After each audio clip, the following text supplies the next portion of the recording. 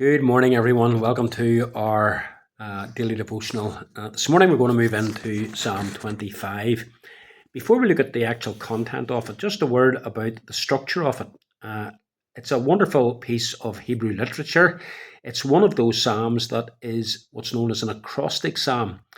If you don't know what that is, it simply means that each verse of the psalm begins with a subsequent letter of the Hebrew alphabet. But let's move into the content.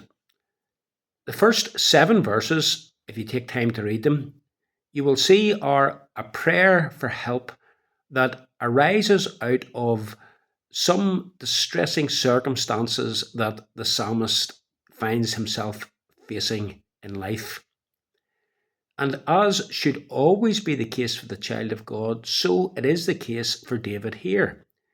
It is to God that he turns for help when things in life are challenging, difficult, distressing.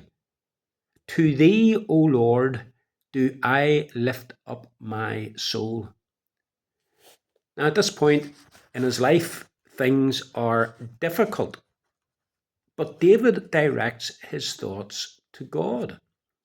We might say that he shifts the focus of his thoughts from the circumstances around him to God above him.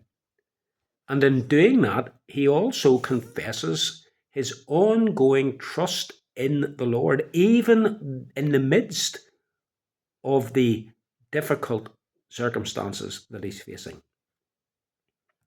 This is very important.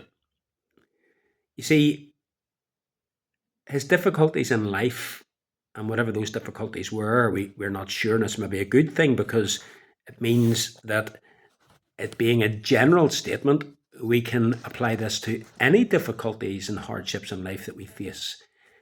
These difficult circumstances in life that he was facing have not, and as far as David is concerned, would not ever smother or destroy his faith and trust in the Lord. His faith in the Lord was not a fair weather faith. It wasn't a faith that rejoices in and speaks much of God when all in life is going well, but which flounders and even dissolves whenever troubles come into one's life. And sadly, some people who profess to be Christians are like that.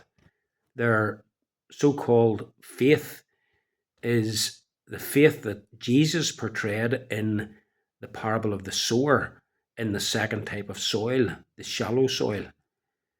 The seed goes into it. For a while, it's flourishing. But then, when the sun rises, it burns away. And Jesus says that the rising of the sun is a picture of troubles and hardships and persecutions that come as a result of being a follower of Christ. And some people profess to be Christians, and they seem to do well for a time, and then hardships and difficulties come, and their faith withers and dies. The root cause of the problem in such people is the roots. There are none. Everything has been superficial and shallow. There's no real, true, deep work of grace that has taken place. There's no true faith in the Lord Jesus Christ. True faith continues to hold firm to God, even in times of trouble. I trust in you, says David. The eye of faith looks around and it sees the trouble that it's facing, but then it looks up above the trouble and sees God. David goes on to say, let me not be put to shame. Do not let my enemies exult over me. What's he mean by that? Well, he doesn't want those who are not God's people to be able to say, so much for his faith in God. Look at him crumbling under pressure now that troubles come into his life. Such faith isn't worth imitating. It's all a fraud. David wanted to prove in the midst of his trouble that such trouble would not destroy his faith in God. Do not let me be put to shame. Do not let my enemies exult over me. To you, O Lord, I lift up my soul.